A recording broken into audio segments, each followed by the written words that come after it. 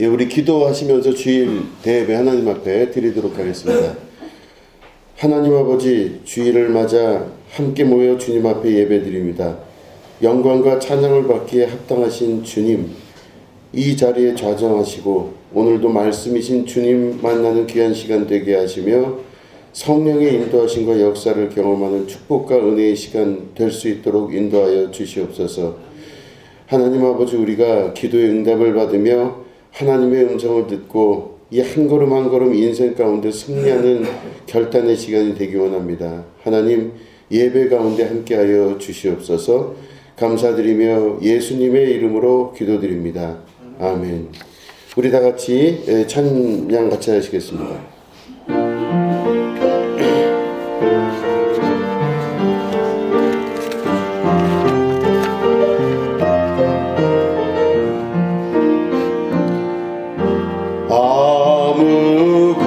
아무것도 두려워 말라.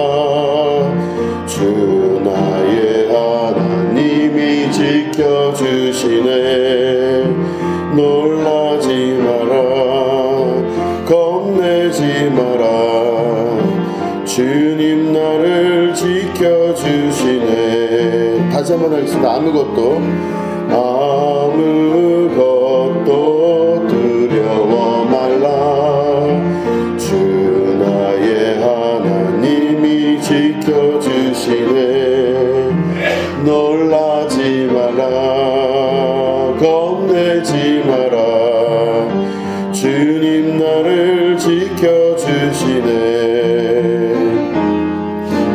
내 맘이 힘에 겨워 지칠지라도 주님 나를 지켜주시네.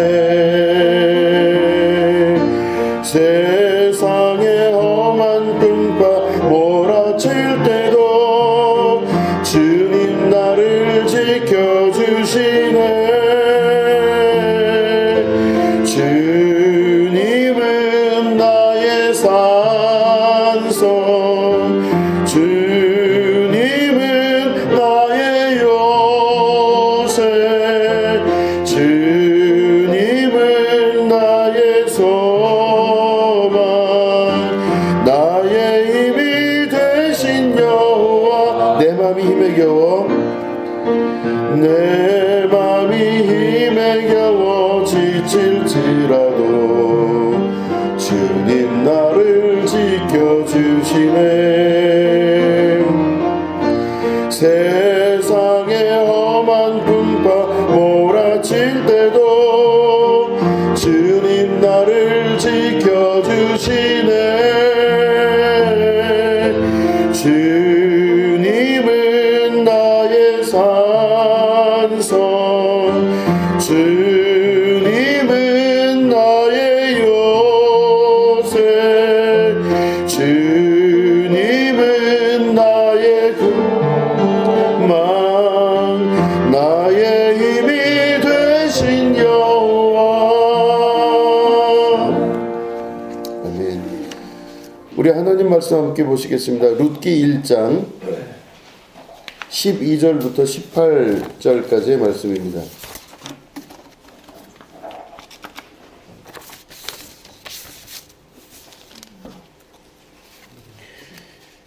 예, 룻기 1장 12절부터 18절까지를 우리 교독하도록 하겠습니다.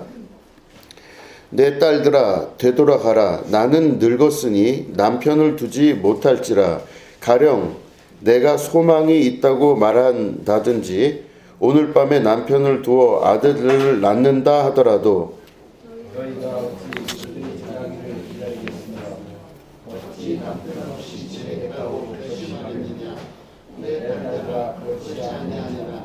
여호와의 손이 나를 치셨으므로 나는 너희로 말미암아 더욱 마음이 아프다 하네.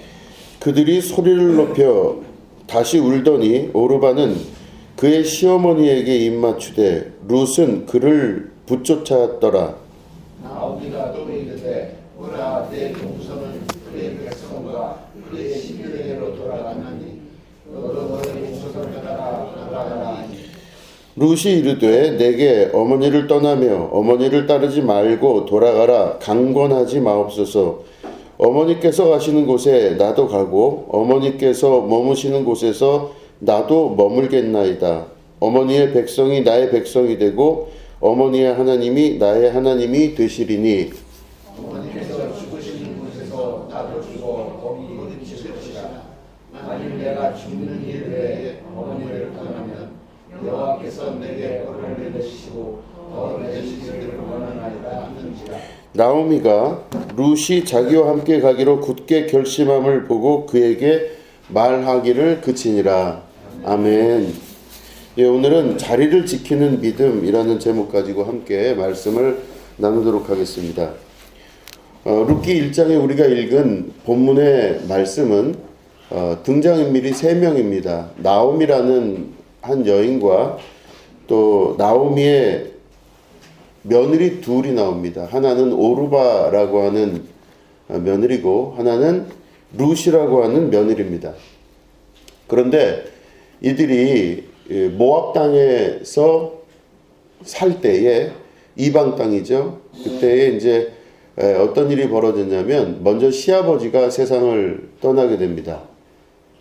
그래서 나오미의 남편 시아버지가 죽게 되고 조금 후에 그 두 아들이 있었는데 두 아들도 이유를 알 수 없지만 세상을 떠나게 됩니다. 죽어요. 그러니까 남편도 죽고 아들 둘도 다 죽고 하니까 이 시어머니는 그 며느리 둘에게 이야기를 합니다. 여기 나랑 같이 있을 입장이 아니다. 근데 더더군다나 우리 1장을 자세히 보시면 밥 먹을 게 없는 거예요. 그러니까 도무지 시어머니가 자기 입장에서 며느리들까지도 밥을 챙겨서 먹여줄 입장이 아닌 거예요. 몹시 가난하고 어려웠던 겁니다. 그래서 이 시어머니가 이제는 어디서 밥 먹을 때를 찾아서 구걸하듯이 옆 동네로 옮겨가야 되는 이제 그런 상황이 된 거죠. 그러니까 비참한 겁니다. 그럴 때 이 시어머니가 생각을 여러 가지를 하다가 안 되겠으니까 며느리들에게 이야기를 합니다.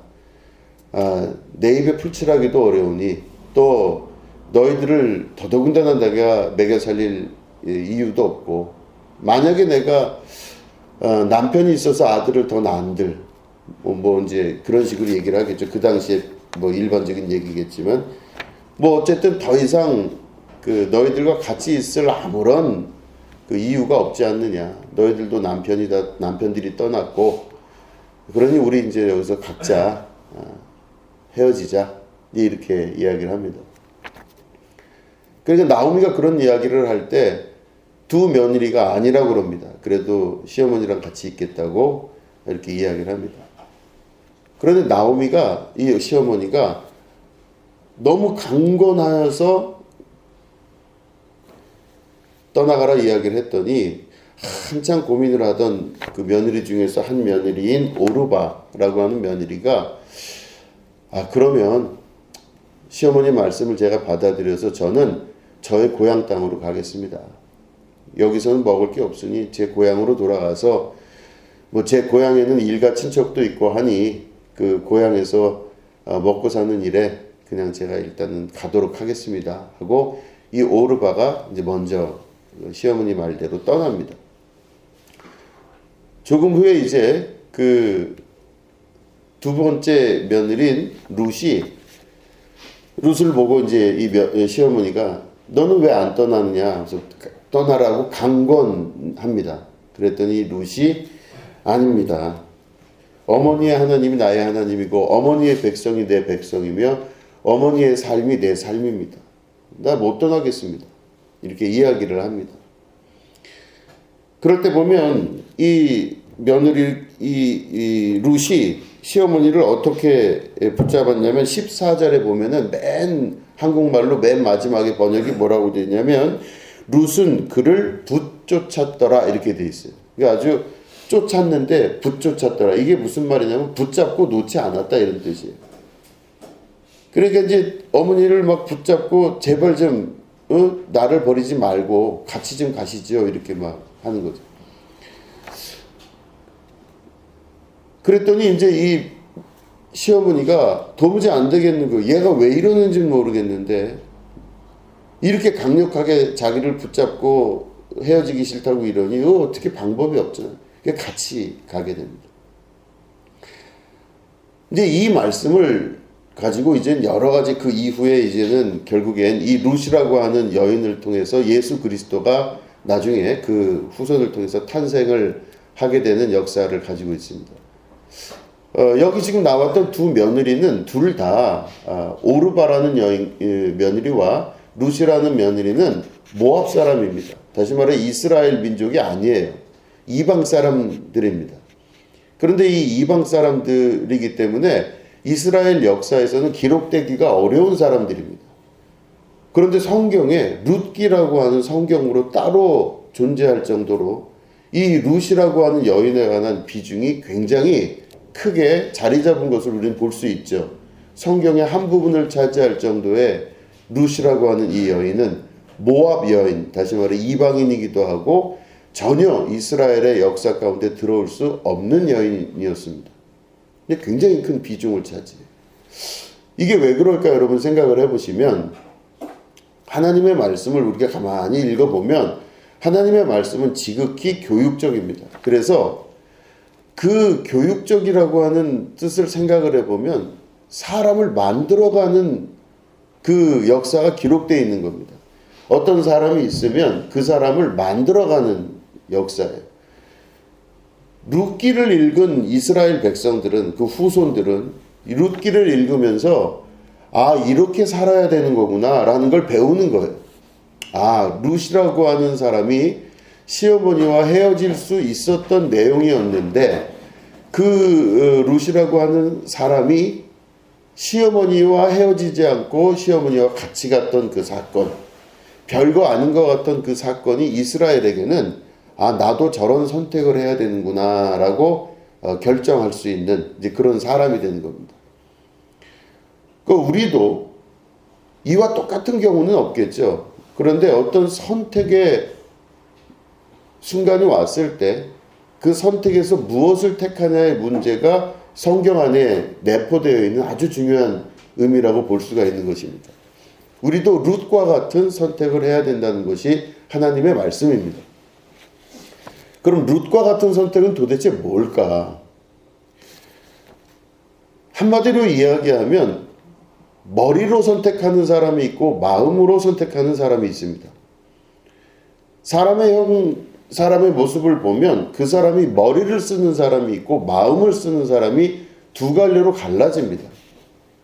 참 이상하게도 머리를 쓰는 사람은 계속 머리를 사용하여 살아가게 되고 그 결정도 머리를 써서 결정을 합니다.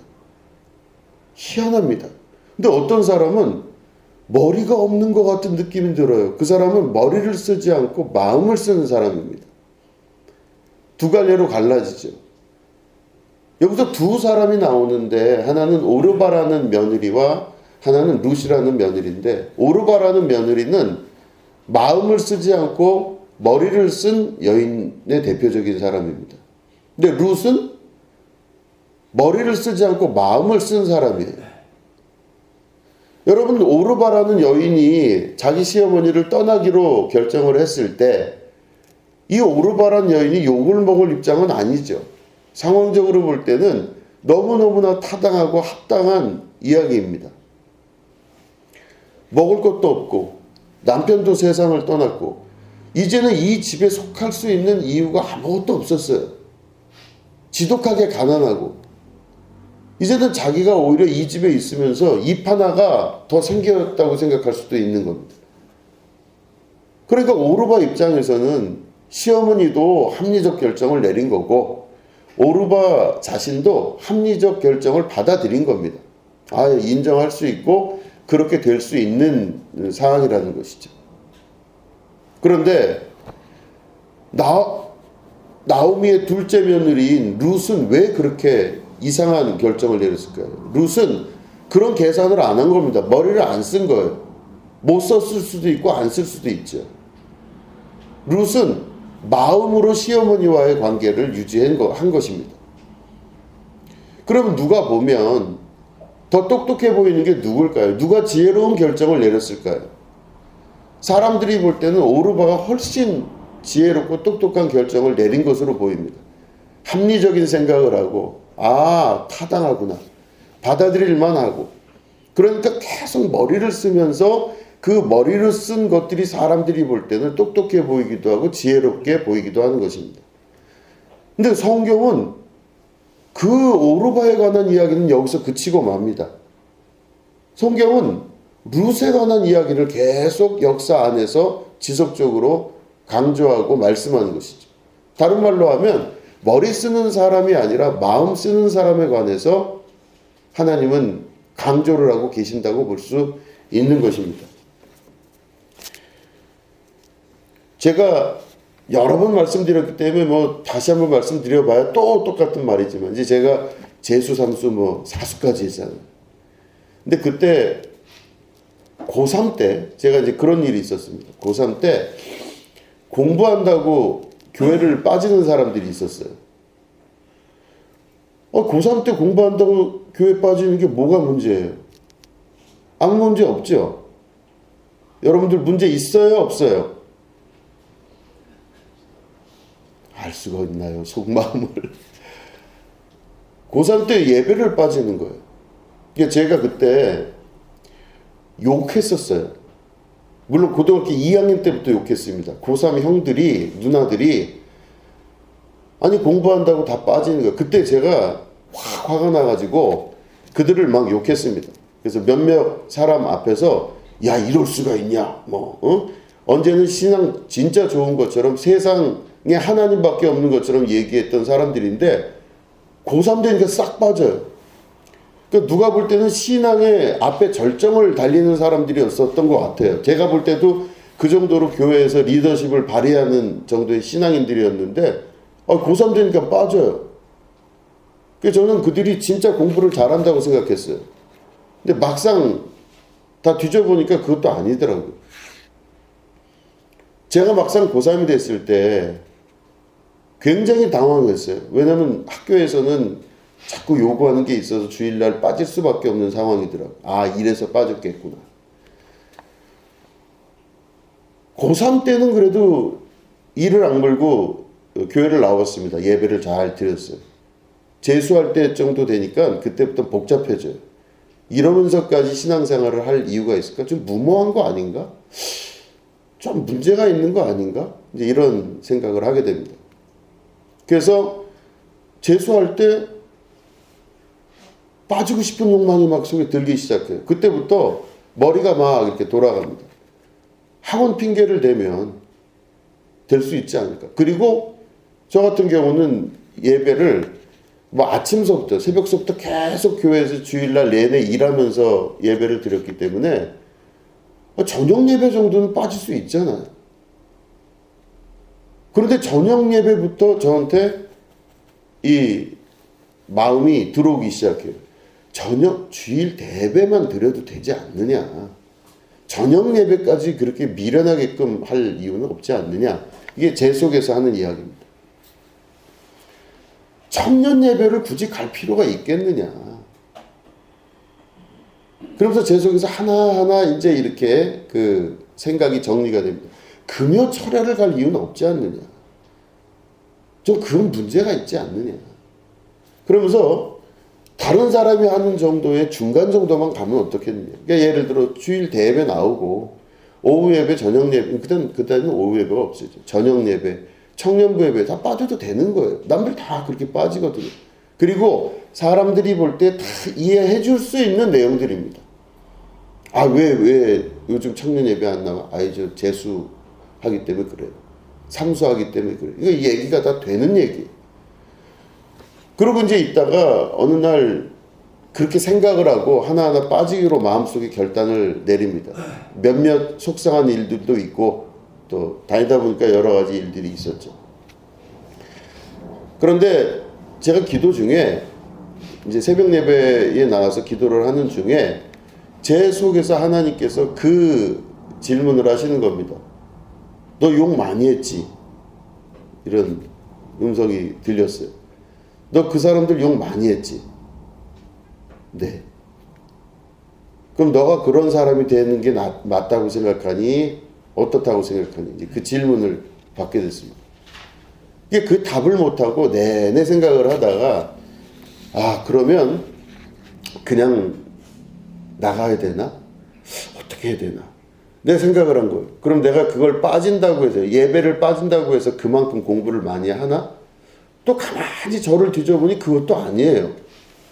별의별 생각을 혼자 막 다 하고 갈등을 하다가 갑자기 용기를 얻어서 결단을 내렸습니다. 그냥 예배를 참석하자. 이게 불평불만이 좀 있는 상태에서 예배를 참석하자. 여기는 누가 나오라 말라 아무도 말을 안 했는데 내 스스로 혼자 결정하고 혼자 화나고 혼자 거기에 당황하면서 있는 그런 이야기들입니다. 하나님께 기도하면서 그렇게 했어요. 재수까지는 괜찮은데 삼수할 때부터는요, 사람이 바보스럽게 보여요. 남들이 나를 어떻게 보는지는 잘 모르겠는데 내 스스로 제가 저를 볼 때 진짜 답답한 거예요. 아니 뭐가 되려고 저런 식으로 신앙생활을 그렇게 미련하게 하나, 이런 생각을 하게 됐습니다. 그리고 하나님이 나에게 복을 주셔야지, 아니 복도 안 주는 하나님 같은데 뭐하러 내가 이렇게까지 해야만 되나, 이런 생각을 하게 되었습니다. 그러니까 뭐 계산이 되기 시작하는 거예요. 그때부터 나 말고 다른 사람들, 먼저 대학 잘 들어가고 교회 빠지면서 자기 삶 잘 살아가는 사람들이 부럽기 시작하고, 그들이 또 욕을 먹는 게 아니라 나름대로 자기들도 나름대로 사는 거거든요. 적당히 걸치고 적당히 반 정도로 이렇게 가는 사람들을 볼 때 좋았어요. 부럽기도 하고 또 똑똑해 보여요. 선택도 잘하는 것 같고. 그러니까 저는 세상 둘도 없는 미련퉁이었습니다. 스스로에 대해서 막 자학도 하고 여러 생각을 하지만 그래도 이왕 이렇게 된 거 끝까지 갑시다 라는 생각을 가지고 이제 삼수 생활을 하고 쭉 지나갑니다. 근데 웬걸 또 떨어졌어요. 사수를 하게 됩니다. 그때는 정말 인간의 어떤 그 마지막 인격권, 내가 사람인가 하는 거에 대한 질문이 스스로 들어오면서 정말 괴로웠어요. 사람들을 봐도 다 눈치가 보이고 밖에 나가도 눈치가 보이고 어딜 가도 안과 밖에 없을 정도로 힘들고 어려운 선택을 하게 됩니다. 그때 진짜로 이거는 도무지 그럴 수가 없는 환경이었었습니다. 뭐 하려고 이렇게 예배를 드리나? 이게 무슨 내 인생에 의미가 있나? 내가 왜 이러고 사는지를 도무지 이해가 안 되는 거예요. 앞뒤 정황도 없는 겁니다. 정말로 이해가 되지 않았어요. 그런데 마음은 그런 상태인데 머리로는 아주 말도 못하는 계산이 막 되기 시작해요. 내가 어떤 경우에서라도 이거는 평생 손해볼 일일 수도 있겠구나 라는 생각을 하게 됩니다.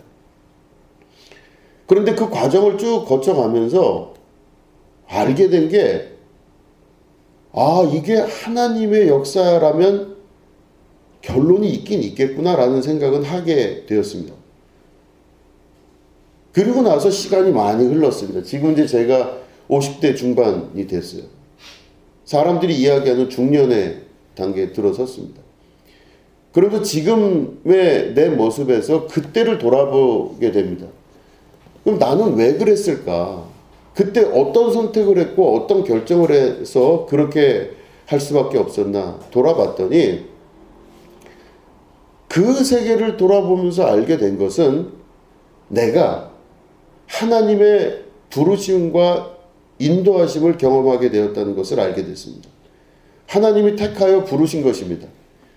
저를 훈련시키시는데 훈련의 그 방식이 뭐냐면 마음을 쓰고 머리를 못 쓰게 만드는 훈련을 하게 하나님이 하신 거예요. 머리를 못 쓰게 만드셨어요. 왜냐면요, 사람이 머리를 써서 어떤 결론이 요만큼 나면 좋은 쪽으로 가게 돼 있거든요. 나한테 유익이 되는 쪽으로. 그 머리를 쓰는 쪽으로 가야 되는데 사람이 머리를 쓰는 쪽으로 가질 못해요. 그게 한번 습관이 되고 나니까 계속적으로 머리를 쓸 수 없는 사람이 되고 마는 겁니다. 그러니까 잔머리가 없어요. 결국에 잔머리를 못 써요. 그렇게 교회에서 훈련을 받고 살아갔는데 교회뿐만 아니라 세상 일도 대부분 다 머리로 살지를 못하더라고요. 제가. 왜냐? 머리로 해서 될 일이 없다는 것을 자꾸 경험을 통해서 알게 하시는 겁니다. 그리고 나서 제가 그 머리를 못 쓰고 마음을 쓰는 사람이 되기 시작하는 거예요. 마음을 쓰기 시작했습니다.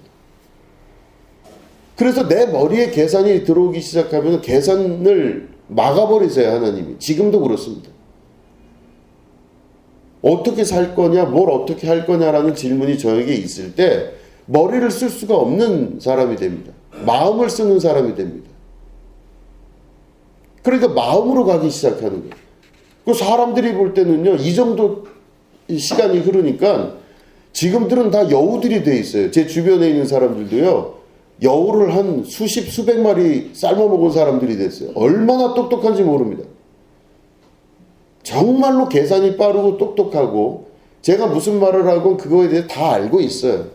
내가 앞으로 어떻게 해야 될지, 무슨 말 할지도 다 알고 있습니다. 그러니까 세상 둘도 없는 바보 같은 모습으로 서 있는 게 저의 현재의 모습이었어요.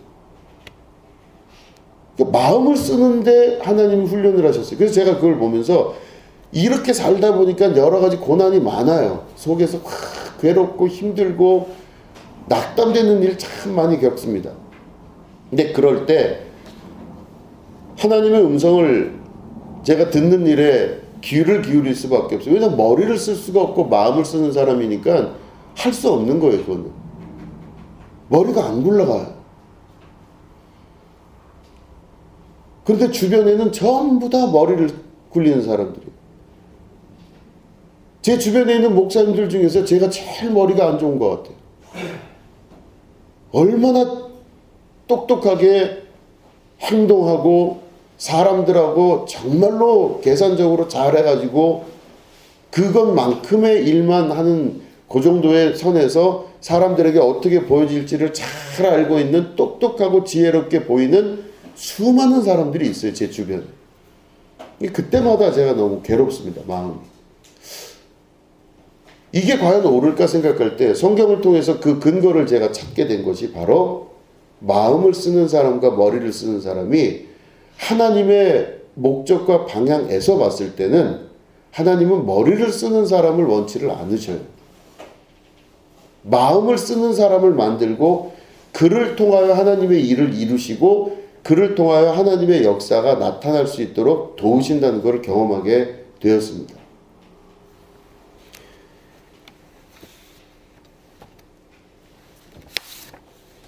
하나님의 사람은 마음을 쓰는 사람들입니다. 머리를 쓰는 사람들이 아니에요. 그래서 마음을 쓰는 사람들은 어떻게 훈련을 시키나 봤더니 이 마음의 재훈련의 기간에는 하나님이 끊임없이 갈등하게 만들고 어렵게 만들고 힘들게 만드십니다. 내가 내 자리를 지키지 못하게끔 만들어요. 그래서 내가 내 자리를 지키고 그 자리에서 눈이 오나 비가 오나 바람이 부나 상수가 나나 별의별 일이 다 벌어지고 머릿속으로 그때마다 느껴지는 것은 수많은 생각들이 오고 가면서 이렇게 하는 게 맞나 저렇게 하는 게 맞나 타협을 중간 정도 해야 되지 않겠나 이런 것들이 끊임없이 오갑니다. 적당히가 아니라 진짜 미친 듯이 그게 밀려와요. 그럴 때마다 마음의 갈등은요 진짜 이루다 할 수가 없습니다. 그럴 때 마음을 다잡고 그 자리를 지켜갈 수 있다는 것은 대단한 결단이고 대단한 능력입니다. 그 터널을 통과한 사람들이 바로 하나님의 나라에 합당하게 또 하나님의 복을 받는 사람들이 되는 것입니다. 하나님이 도우시는 도우심과 하늘문을 여시고 내리시는 복을 여러분 받기 원하시지 않습니까? 내 머리로 살아봐야 그 정도 수준이지만 하나님의 능력으로 살아가면 우리가 생각했던 것보다 훨씬 더 큰 은혜를 경험하게 됩니다. 그리고 도우시는 것과 지켜주심을 경험하게 되는 것입니다. 많은 사람들은 대부분 큰 길로 걸어갑니다. 큰 길은 넓고 평탄하여 가는 사람이 많다 그랬습니다. 대부분 사람들은 다 크고 평등한 길로 가기 때문에 엄청난 사람들이 몰려다니면서 당신은 이렇게 왜 안 살아? 당신도 이렇게 살아야 되지 않아? 이렇게 질문을 합니다. 아직까지 그런 식으로 신앙생활해? 아우 너무 이게 사람 답답한 일 아니야? 왜 그렇게까지 살아? 미련하게? 아 이제 끝난 거잖아 당신. 더 이상 그렇게 할 필요 없어. 요즘 시대가 어떤 시대인데 그런 식으로 신앙생활하고 그런 식으로 예배드리고 그래. 그건 아닌 거잖아. 그 솔깃한 이야기들도 다 들려옵니다. 아이 그 목사님이 그래? 그런 목사님이 뭐 좋은 목사님들이 세상에 얼마나 많은데 따뜻하고 아름다운 교회가 얼마나 많은데 어디 가면 다 대접하고 굽신굽신하고 얼마나 나를 잘해주는데 뭐하러 그런 교회를 다녀? 뭐 이런 얘기가 있을 수도 있겠지. 별의별 일이 다 많습니다. 근데 그게 다 영적인 하나님의 훈련 안에 들어가 있다는 걸 우리가 알 수 있게 되는 것은 성경을 통해서 그런 것들을 알게 됩니다. 다시 우리가 읽었던 본문을 다시 돌아가 보면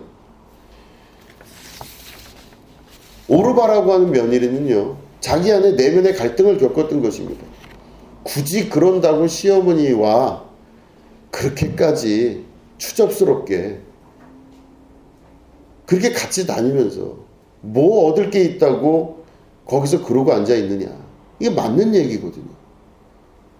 아니 당신 그 집에서 한 명 빠지면은 당신이 입이라도 하나 줄이는 거 아니겠냐. 아니 그래 고향 땅에 돌아가면은 자기 고향에서 할 게 얼마나 많아 지금. 굳이 이상한 집에 시집 와가지고 이상한 삶을 굳이 택할 이유가 어디 있어요. 그냥 돌아가. 지금 정도면 돌아갈 만하지.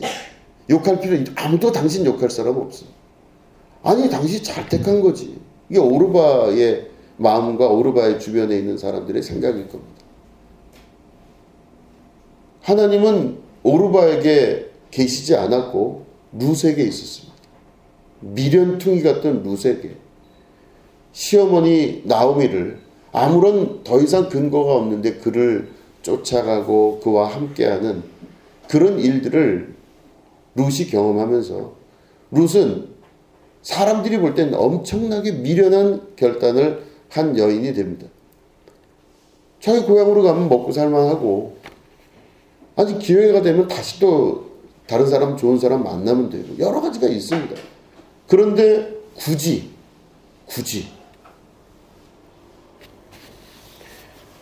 마음의 훈련을 통해서 하나님의 복을 받게 된다는 것은 경험적으로 알 수 있는 일들입니다. 마음은 끊임없이 변하고 힘듭니다. 사람은 자기 삶의 경험이 어느 정도 지나게 되면 마음을 쫓아가지 아니하고 머리를 쫓아가는 사람으로 결론 나게 됩니다.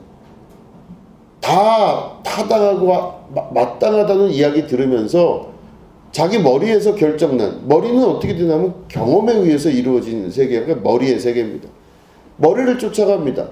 주변 사람들이 이야기해도 아무런 거기에 문제가 없어요.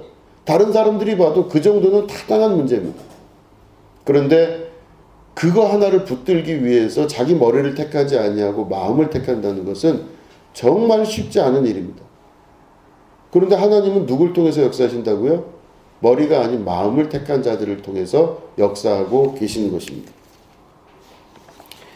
많은 사람들이 걸어가는 길이 계산하는 길로 걸어갑니다. 그래서 적당히 계산을 해서 적당한 결과가 나오면 결론을 내려서 그렇게 살아갑니다. 세상의 모든 인간관계도 다 그런 식으로 계산이 됩니다. 여러 가지 인간 안에 있는 욕망들이 뒤엉켜서 결국엔 그게 사람의 머릿속에 경험으로 남게 되고 그 욕망을 충족하기 위해서 여러 가지 계산의 방법들을 사용합니다.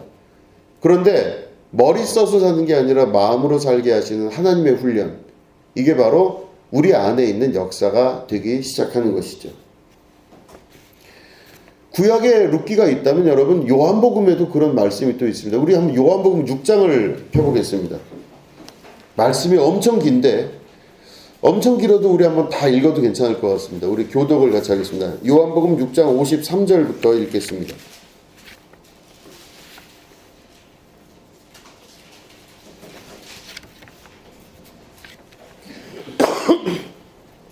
요한복음 6장 53절부터 교독합니다. 예수께서 이르시되 내가 진실로 진실로 너희에게 이르노니 인자의 살을 먹지 아니하고 인자의 피를 마시지 아니하면 너희 속에 생명이 없느니라. 내 살을 먹고 내 피를 마시는 자는 영생을 가지고 마지막 날에 내가 그를 다시 살리리니 내 살은 참된 양식이요 내 피는 참된 음료로다. 내 살을 먹고 내 피를 마시는 자는 내 안에 거하고 나도 그의 안에 거하나니 살아계신 아버지께서 나를 보내심에 내가 아버지로 말미암아 사는 것 같이 나를 먹는 그 사람도 나로 말미암아 살리라. 이것은 하늘에서 내려온 떡이니 조상들이 먹고도 죽은 그것과 같지 아니하여 이 떡을 먹는 자는 영원히 살리라. 이 말씀은 예수께서 가버나움 회당에서 가르치실 때에 하셨느니라. 이 말씀은 어렵도다 누가 들을 수 있느냐 한데 예수께서 스스로 제자들이 이 말씀에 대하여 수군거리는 줄 아시고 이르시되 이 말이 너희에게 걸림이 되느냐. 그러면 너희는 인자가 영으로 올라가는 것을 어떻게 하겠느냐. 살리는 것은 영이니 육은 무익하니라. 내가 너희에게 이른 말은 영이요 생명이라. 그러나 너희는 믿지 않는 자들이 있느니라 하시니 이는 예수께서 믿지 않는 자들이 있느냐 자기를 맺자가 된지 처음부터 하시니라. 또 이르시되 그러므로 전에 너희에게 말하기를 내 아버지께서 오게 하여 주지 아니하시면 누구든지 내게 올 수 없다 하였노라 하시니라. 그때부터 제자 중에서 많은 사람이 떠나가고 다시 그와 함께 있지 아니하니라. 예수께서 12 제자에게 이르시되 너희도 가려느냐. 시몬 베드로가 대답하되 주여 선생의 말씀이 주께이사오니 우리가 누구에게도 가오리까. 우리가 주는 하나님의 거룩하신 자이신 줄 믿고 알았사옵나이다. 아멘. 여기 보시면 좀 긴 내용이지만 예수님이 오병이어의 기적을 일으킨 다음에 예수님의 인기가 완전히 하늘로 치솟을 때의 상황입니다. 그럴 때 수많은 사람들이 예수님에게 백절치듯 몰렸어요. 그래서 막 예수님을 잠도 못 잘 정도로 그 근처에서 막 기다리고 주변에 수많은 사람들이 누워 있으면서 예수님과 하룻밤을 지내는 때입니다. 그럴 때 그 예수님이 그날 저녁 그 기적과 이적이 일어나고 예수님의 인기가 거의 정상에 다다른 그 순간 예수님이 정말 눈치 없이 제자들에게 그런 말씀을 하십니다. 인자의 살을 먹지 아니하고 인자의 피를 마시지 아니하는 자는 결단코 하나님 나라에 들어갈 수 없다. 누구든지 내 피와 내 살을 먹어야 된다. 이 말은 무슨 말이냐면 누구든지 나의 고난에 함께 동참하지 않으면은 절대로 하나님 나라 못 들어간다. 그런 뜻이에요. 동참해야 된다 그런 것입니다. 여러분. 고난 있어야 된다. 그리고 네포된 의미는 나는 죽는다 앞으로 뭐 이런 의미도 또 말씀하셨어요. 그러니까 아니 제일 좋을 때 눈치 없이 적당하게 예수님도 머리를 쓰셨다면 그렇게 할 수가 없을 텐데 적당하게 하지를 않은 거예요. 예수님도 지금 눈치가 너무 없는 거예요. 눈치가 너무 없어서 세상에 제일 인기가 있고 제일 좋을 때 사람들에게 제자들에게 이렇게 얘기하라는 겁니다. 고난을 당할 것이다. 그리고 너희들도 같이 고난을 당할 테니 그렇게 알아라.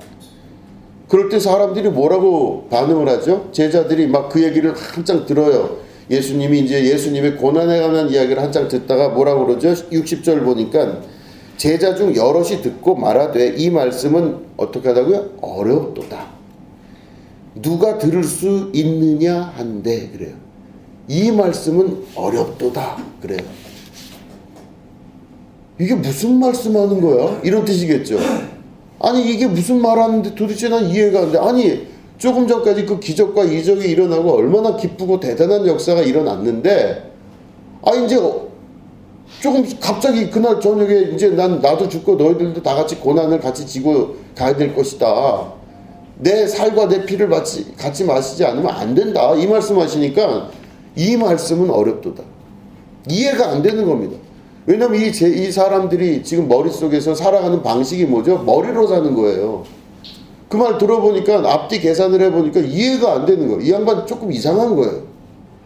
자기들의 계산 속에서 나왔던 그 예수님이 아닌 거예요. 자기들의 계산은 이 예수님이 이제는 이 기적과 이적을 베풀고 왕이 되는 거예요. 왕.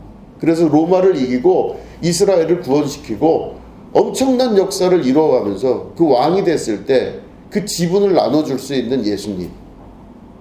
땅도 나눠주고 양도 나눠주고 재산을 나눠줘서 평생 먹고 살 수 있게끔 만들어주시는 구원자. 아니 그분이 예수님인 줄 알았는데 고난을 이야기하고 있어요. 예수님이 이렇게 잘 됐을 때 눈치 없이 계산도 하나도 못한 예수님이 그런 식으로 말씀을 하십니다. 그러니까 어렵도다 그래요. 이 말이 어렵다. 그리고 결론이 어떻게 됐냐면은 제자들이 수군거리고 나서 어떻게 되냐면 그들이 뭐라고 돼 있죠? 그들이 다 떠났다고 돼 있죠? 어디 있죠? 66절에 보니까 그때부터 그의 제자 중에서 많은 사람이 떠나가고 다시 그와 함께 다니지 아니하더라 이렇게 돼 있습니다. 많은 사람이 떠나가고 다시 그와 다니지 아니하더라. 그러니까 사람들이 생각할 때 예수님 말씀 들어봤더니 앞뒤 정황도 없고 이제 안 될 것 같은 거예요. 저 양반은 투자의 가치가 없어요. 저분하고 같이 다닐 이유가 없어요.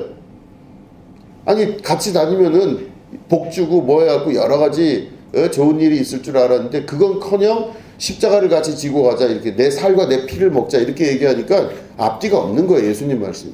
그러니까 지혜롭다고 생각하는 머리를 좀 쓴다고 하는 사람들은요 다 떠나간 겁니다. 많이 떠나갔어요. 여기 보니까 뭐라고 돼 있죠?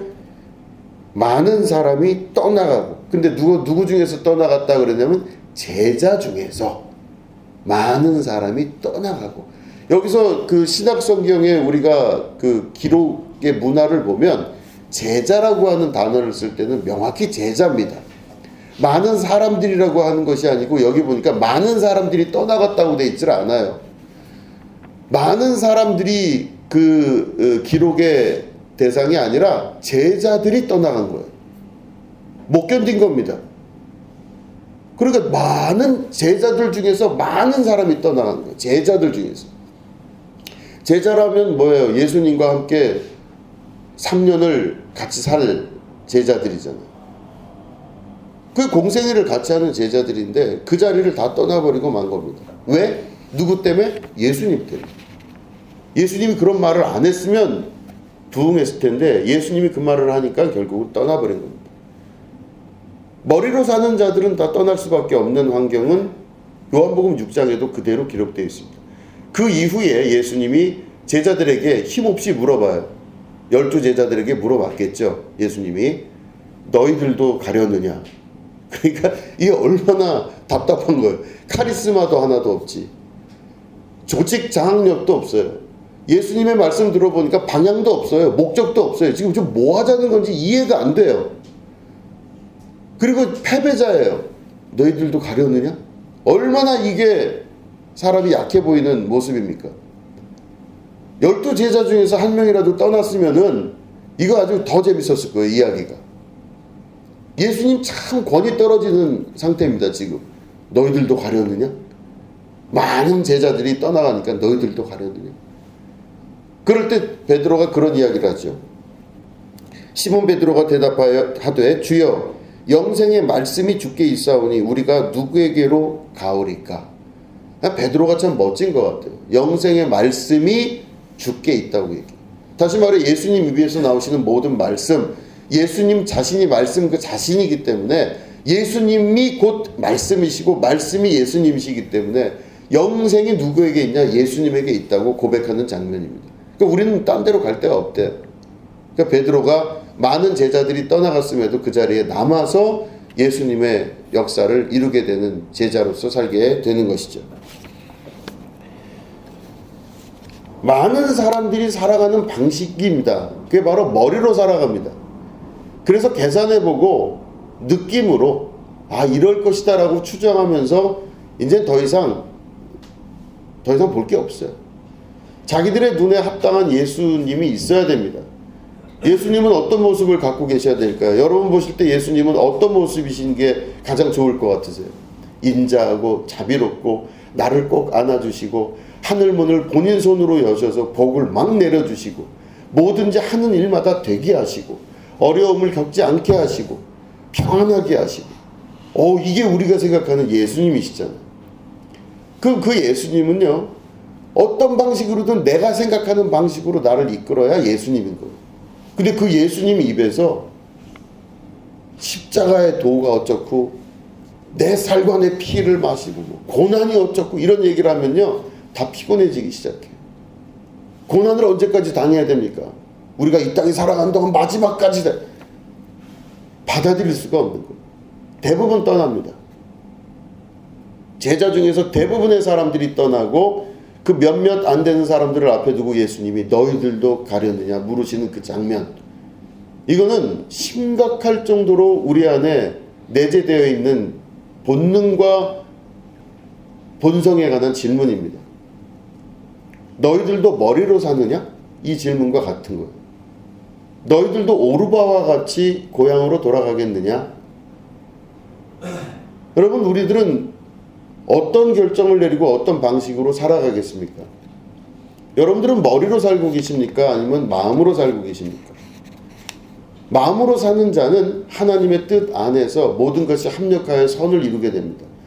지금까지 당했던 고난과 고초 또 여러 가지 어려움들이 하나님의 역사 안에서 우리에게 갚아주시고 응답하시는 역사가 있게 되는 것입니다. 그런데 그게 아니라 머리로 사는 사람들은 자기 능력의 대가를 받게 삽니다. 자기의 머리 쓴 것만큼의 소득을 거두게 되는 것이죠. 거기는 대신 뭐가 없냐면 영이 없습니다. 생명과 영이 없다고 볼 수 있습니다. 지금 요한복음 6장 읽었는데 63절에 보면 이런 말씀이 있습니다. 살리는 것은 영이니 육은 무익하니라. 내가 너희에게 이른 말은 영이요 생명이라. 이렇게 말씀하십니다. 살리는 것은 영이니 육은 무익하니라. 육으로 생각하고 육의 방식으로 사는 것은 무익하다 그래 됐습니다. 우리는 다 육으로 사는 것을 바라고 육이 맞다고 여기고 사는 사람들입니다. 그렇기 때문에 육의 대표인 머리를 쓰고 사는 겁니다. 머릿속에 자기 경험 가지고 자기가 이렇게 눈치껏 봤더니 이러하더라 라는 거를 머리에서 계산을 하는 거죠. 마음으로 계산 못합니다. 머리로 계산하는 거예요. 그런데 예수님 뭐라고 그러셨냐면 육은 무익하니라. 내가 너희에게 이른 말은 영이요 생명이라 말씀하셨습니다. 예수님은 육의 방식을 말씀하지 아니하시고 머리 쓰는 방식과 이런 것에 대한 계산 능력을 말씀하지 아니하시고 영이요 생명을 말씀하셨습니다. 영이요 생명은 머리가 아니라 혹은 육이 아니라 마음입니다. 마음을 다하고 하나님을 섬기며 마음을 다하고 신령과 진정으로 예배를 드리는 것이 곧 마음으로 사는 사람들입니다. 그 사람이 누구냐라고 물어볼 때 그 사람을 보면 그 사람이 누구냐라고 질문을 할 때 그 사람이 선택한 것이 곧 그 사람입니다. 그 사람이 어떤 갈등과 결정의 순간이 왔을 때 그 사람이 이 결정을 내려요. 그러면 그 사람이고 그 사람이에요. 설명할 필요가 없어요. 그 사람이 누구냐라는 걸 장황하게 이야기를 듣고 설명을 들을 필요가 없습니다. 그래서 저는 사람들을 볼 때 혹은 저 자신을 볼 때 설명을 다 할 필요가 없는 게 그 사람이 어떤 순간 갈등의 순간에 무슨 결정을 내렸느냐, 어떤 위기의 순간에 그 사람이 어떤 결정을 내렸느냐가 곧 그 사람입니다. 그럼 평생을 우리가 살아가면서 우리 안에 머리로 결정을 내리는 순간이 있었을 수도 있습니다. 마음의 결정 내리는 순간이 있을 수도 있어요. 여러분들은 어떤 결정을 내리고 사십니까? 죽을 줄로 알고 혹은 죽을 줄로 예상이 되는 곳 안에서도 내가 마음의 결정을 내릴 수가 있겠는가? 그 자리를 지키고 내가 그 곳에서 변하지 아니하는 하나님과의 관계를 유지할 수 있겠느냐? 아주 중차대한 질문에 여러분 답할 수 있으셔야 됩니다. 저는 여러분들에 대해서 굉장히 긍정적 생각을 가지고 있습니다. 많은 주변에 있는 교회들과 사람들을 바라보면서 그들과 여러분들을 비교할 때도 있습니다. 그런데 저는 여러분들에 대해서 그 비교와 여러 가지 걸 봤을 때 몹시 긍정적입니다. 우리 교회는 대부분 많이 머리를 쓰지 않고 마음을 쓰시는 분들입니다. 저는 그렇게 믿고 있고 지금까지 제가 알고 있던 여러분들은 그런 분들이십니다. 제가 드리는 이 말씀은 머리를 쓰지 않는 것에 대해서 괴로워하지 마시라는 말씀을 드리는 겁니다. 머리를 쓰지 않고 마음을 쓰시는 일에 대해서 피해의식 느끼지 마시기 바랍니다. 마음을 쓰고 마음의 결정을 내린 대로 그 자리를 지키고 비가 오나 바람이 부나 말씀드린 대로 창수가 나나 어마어마한 일이 있다 할지라도 그 자리를 지키고 그 자리에 대해서 내가 결정을 할 수 있는 그 삶, 마음을 쓰는 사람만이 할 수 있는 유일한 행동입니다. 머리를 쓰는 사람들은 눈에 보여요. 엄청 빨라요. 쉽게 결단 내리고 엄청 빠르고 자기의 유익대로 따라가는 것은 금방 보입니다. 그런 사람들은 반드시 망합니다. 크고 넓은 대로변으로 걷는 사람들은 반드시 망하지만 좁고 험한 길을 걸어가는 사람들은 그곳에 마지막에 생명이 있다고 예수님 말씀하셨습니다. 좁고 험한 길은 마음의 결정을 따라가는 사람들입니다. 마음의 결정을 따라가는 것. 이게 우리에게는 아주 중요한 신앙의 결단 중에 하나라고 볼 수 있습니다. 그렇기 때문에 신앙생활을 한다는 것은 머리를 쓰지 않고 마음을 쓰는 것을 훈련하는 하나님의 훈련 단계 안으로 들어가는 것입니다. 직장생활을 하고 사회생활을 할 때 혹은 여러 인간관계를 세상에서 할 때 대부분의 삶은 다 머리를 쓰는 삶입니다. 그러나 여러분, 우리가 그 방식으로 살아가라고 하나님 말씀하신 것이 아닙니다. 그 모든 걸 이길 수 있는, 능히 감당하여 이기고 승리하고 그들을 보다 훨씬 더 강력한 자리에 설 수 있는 유일한 방식은 마음을 쓰는 겁니다. 여러분, 마음을 다하고 뜻을 다하여 하나님을 섬기고 예배하시는 여러분 되시기를 주님의 이름으로 축원합니다. 기도하겠습니다. 하나님 아버지 감사합니다. 우리가 머리를 사용하여 자기의 삶을 선택하지 않게 하여 주시고 마음을 쓰는 주님의 백성 될 수 있도록 도와 주시옵소서. 감사드리며 예수님 이름으로 기도드립니다. 아멘. 우리 함께 찬양하시면서 하나님께 예물 드리도록 하겠습니다.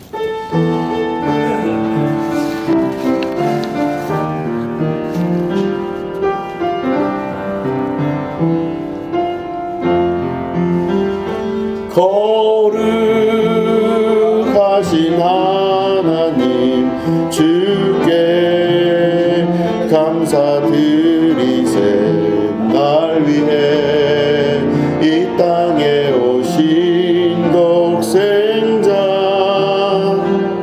예수 나의 맘과 뜻 다해 주를 사랑합니다.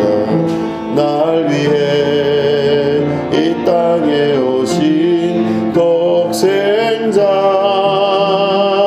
예수 내가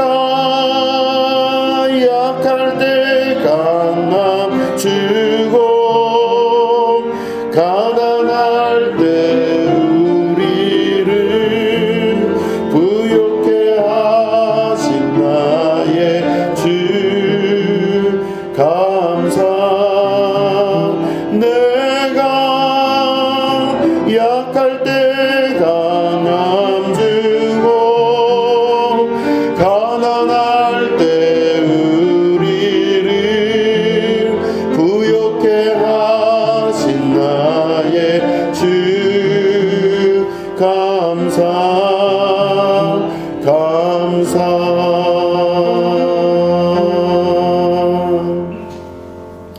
하나님 아버지, 이 예물 드린 손길들을 기억하여 주십시오. 하나님, 이들이 삶에서 겪는 여러 가지 일들이 합력하여 선을 이루는 재료가 되게 하시고 하나님의 뜻이 이루어지는 기쁨이 되게 하시며 이들이 그 당하는 여러 가지 고통과 어려움과 환난 중에 주님의 음성을 들을 수 있는 영적 귀와 영적 눈이 열리게 하여 주시옵소서. 모든 어려움을 능히 타개해 나갈 수 있는 새 힘을 허락하여 주시옵소서. 하나님께서 주시는 신령한 은혜를 맛보며 살 수 있는 능력의 백성 될 수 있도록 도와주시옵소서. 감사드리며 예수님의 이름으로 간절히 축복하며 기도드립니다. 아멘. 예, 교회 소식 전하도록 하겠습니다. 2024년이 시작되었습니다. 하나님의 마음의 계획대로 진행되는 축복의 역사에 함께 동행하시는 여러분 모두 되시기를 위해 기도합니다. 오늘부터 오후 예배를 이제 시작합니다. 여러분 식사하시고 오후 예배를 함께 들으시면 좋겠습니다. 기부금 영수증이 이제 발행돼야 될 텐데, 이 발행을 원하시면 우리 재정부장님, 우리 길 원사님에게 말씀해 주시고, 말씀 또 저에게도 말씀해 주시면 좋겠습니다. 그리고 이제 마지막에 우리가 있지만 전도의 사명 여러분 잘 감당하시면 좋겠습니다. 전도의 사명은 정말 대상이 분명해야 되는데 마음이 가난한 사람을 향해서 전도하시기 바랍니다. 여러분 주변에 마음이 다 풍요로운 사람만 있는지 모르겠으나 마음이 가난하신 분들이 분명히 있습니다. 그래서 마음이 가난한 분들을 위해 기도하시고 그들이 하나님 말씀을 또 생명수처럼 받아들일 수 있는 그런 분들을 위해서 여러분 기도하시고 전도하시는 여러분 되시기를 바라겠습니다. 예, 더 이상 광고 없으시면 우리 다 같이 일어나셔서 그 영광이 온 땅의 충만 함께 찬양하시고 예배 마치겠습니다.